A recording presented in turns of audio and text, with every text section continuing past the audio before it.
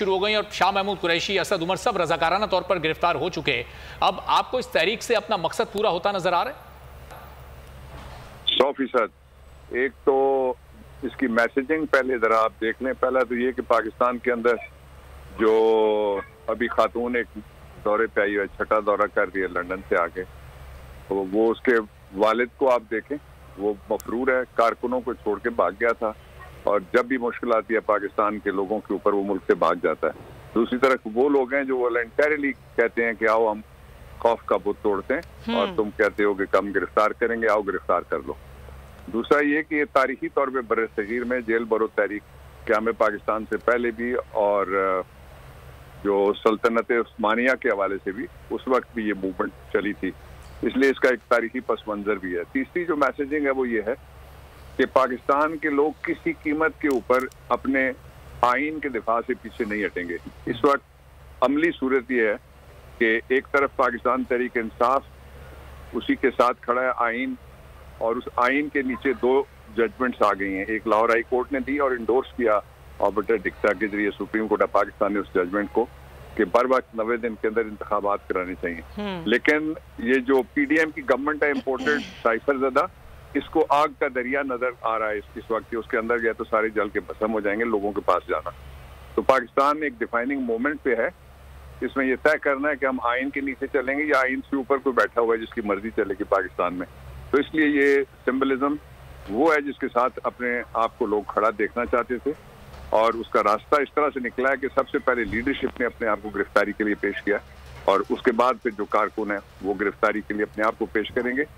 और इनका ख्याल ये था कि लाहौर ने जिसको वो समझते थे कि उनका गढ़ है और उनका गढ़ खोद के उसमें उनको दफना दिया। लेकिन बाबर साहब देखें, आप माहिर कानूनदान हैं, आप बताएंगे हमें जरा, क्योंकि ये सवाल कब से किया जा रहा है कि दफा 144 की खिलाफ वर्जी करके इतनी बड़ी तादाद में गिरफ्तारियां दी जाती हैं, तो किस कानून के तहत उनको अंदर रखा जाए, कब तक रखा जाएगा, कितनी बड़ी तादाद में लोगों को जेल में रखा जाएगा, फिर जमानत हो सकेगी नहीं हो सकेगी, ये सब कुछ तो सोचा होगा ना आप लोगों ने?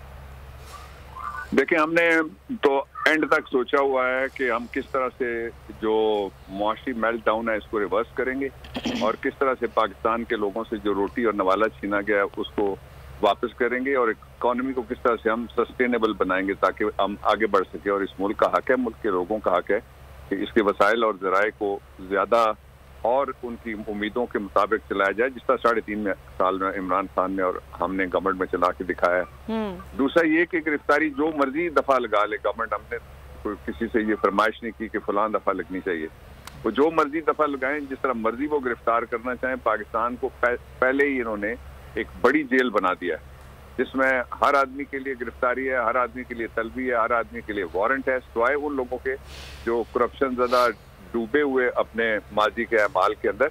और उन्होंने एनआरओ लिया, एक दफा लिया, दूसरी दफा लिया और तीसरी दफा भी वो इस कोशिश में है कि कोई और एनआरओ हो ताकि उनके असासे और स्वेल करें और उनके असासे बैनुल अक़वामी बैलून की तरह अमेरिका के ऊपर भी उठते हुए नजर आए। जो असल इशू है वो ये है कि ये इस तरह की मज़ामत किसी पॉलिटिकल पार्टी ने कभी किसी दौर में पाकिस्तान के आइन के लिए इस तरह की मज़ामत सामने नहीं आई कि लोग अपने आप उठ के खड़े हो गए और वो गिरफ्तार करने चंद जो लीडरशिप के लोग थे अपनी तरफ से वो समझते थे कि वो होंगे।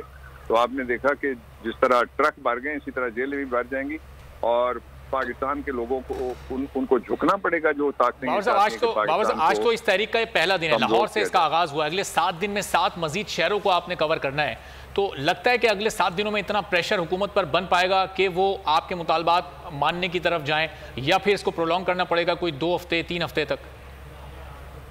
देखिए, पहली बात यह है कि हम ये कोई 2 हफ्ते 3 हफ्ते की बात नहीं है हमारी तहरीक, ये मैं आपको वाज़ेह तौर पे बता देता हूँ। दूसरी बात यह है कि जब तक मुल्क में आइन के मुताबिक इंतखाबात, ये इंतखाबात भी और बड़े इंतखाबात जो दुनिया सारी को आप देख लें ना, गवर्नेंस के जितने भी मॉडल हैं, आप इंडिया में देख लें, आप चले जाएं जर्मनी, आप इंग्लैंड चले जाएं, आप मलेशिया चले जाएं, जहाँ जहाँ पे जमहूरियत है, आप जापान चले जाएं, जब कोई बहरान आता है तो जो निज़ाम है वो लोगों के पास चला जाता है। वो आपसे आके पूछते हैं, आप वोटर हैं, you are the ultimate sovereign, आप फैसला साज हैं, आपसे पूछते हैं कि आपकी क्या मर्जी, आप किसको मुंतखब करते हैं जो आपके आइंदा के मामलात चलाए। ये पहला दुनिया में वाक़या हो रहा है कि सारा पाकिस्तान 70 से लेके 80% तक आप लोग तो मुजाहिदों की तरह काम करते हैं और खड़े हैं फ्रंट लाइन के ऊपर, और जो बैन चलने वाले हैं उनके अपने भी जो सर्वेज हैं वो 70 से 80% लोग पाकिस्तान में फौरी तौर पे इंतखाबात के जरिए से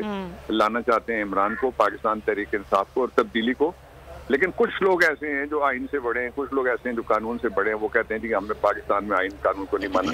मेरा ख्याल ये है कि ये मुनासिब वक्त है, मैं चीफ जस्टिस साहब से भी दरख्वास्त करता हूँ कि जो सुओ मोटो नोटिस उनको भेजा गया है, एक स्मॉलर बेंच तो सारे बराबर होते हैं लेकिन नंबर्स की मैं बात कर रहा हूँ, तो उस पर सुओ मोटो नोटिस की वो समाअत शुरू करें। ये वक्त है कि पाकिस्तान में आइन की हुक्मरानी का मैसेज सिर्फ पाकिस्तान तहरीक इंसाफ नहीं, वो सारे इदारे जो आइन के नीचे बने उनको आइन के साथ खड़ा होना पड़ेगा। लेकिन बाबर साहब, ये तहरीक कैसे कामयाब होगी? हमने 25 मई देखा, उस दिन उसमें आप लोगों के साथ क्या हुआ, वहां आप लोगों ने धरना नहीं दिया, आप लोग वापस आए। फिर हमने नवंबर में देखा इमरान खान साहब को गोली लगी, आप लोगों ने धरना नहीं दिया, वो आप लोग वापस आ गए, वो लॉन्ग मार्च था। मकसद अभी तक आप लोगों को हासिल नहीं हुआ, खान साहब का खून भी इसमें बह चुका। तो इस तहरीक को, ये जेल भरो तहरीक से आपका मकसद कैसे हासिल होगा? देखें, मकसद अगर तो किसी ने बाहर जाना हो तो जहाज पे बैठ के वो फौरन हासिल हो जाता है। ये मकसद है पाकिस्तान में आइन के नीचे सारे इदारों को लाना, सारे लोगों को लाना, कानून के नीचे सारे इदारों को लाना, सारे लोगों को लाना। मेरे ख्याल में जो मकसद है वो 100% से थोड़ा सा ऊपर हासिल हो चुका है। अच्छा। इसलिए कि ये जो गुफ्तगू हम कर रहे हैं ये कोई पाकिस्तान में रेलेवेंट गुफ्तगू थी? इस तरह के कभी आपने पहले हालात देखे हैं कि पाकिस्तान के गली कूचे में जिससे आप बात करते हैं उसको पता है पैसे मेरे हैं, वसाइल मेरे हैं, खाने वाला फलाना चोर है, वो हमें लूटने वाला फलाना है और हमारे लिए खड़े होने वाला फलाना है। ये जो एक आई है पूरी क्लैरिटी इस सोसाइटी में। पहले मैंने आप लोगों से, मेरी उम्र काफ़ी ज़्यादा है, इसलिए मैंने जो कुछ देखा और गवर्नमेंट्स देखी हैं, चलाई और उनके खिलाफ तहरीकों में भी और अंदर बैठ हुए के भी पार्लियामेंट में और बाहर भी, तो मैंने ये पहले इससे नहीं देखा कि हर आदमी सेंसिटाइज्ड है अपनी मैशत के बारे में। बाबर साहब, ये तो आपकी बात बिल्कुल दुरुस्त है कि लोग बहुत अवेयर हो गए हैं, आप बिल्कुल सही कह रहे हैं। लेकिन एक सवाल जो मैं आपसे करना चाह रही थी वो ये कि क्या इस जेल भरो तहरीक का खान साहब हिस्सा होंगे? क्या इमरान खान साहब भी गिरफ्तारी देंगे? जाहिर है वो तो पहले सबसे देना चाहते थे, लेकिन उनकी जो सेहत थी उसके मद्देनजर ये जो हमारी अपनी मीटिंग्स में हमने उनसे दरखास्त की पार्टी की तरफ से, और बाकी सारे जो गिरफ्तारी दें, क्यों नहीं, हर आदमी गिरफ्तारी देने के लिए मेरे समेत सारे तैयार। लेकिन देखें, अभी प्रोटेक्शन बेल उन्होंने ली है ना, तो इस हवाले से इस तनाजुर में भी सवाल लोग कर रहे हैं कि एक तरफ तो प्रोटेक्शन बेल ली है खान साहब ने, तो आगे वो गिरफ्तारी देंगे तो कब देंगे? क्योंकि सीनियर लीडरशिप की भी गिरफ्तारी का नहीं था।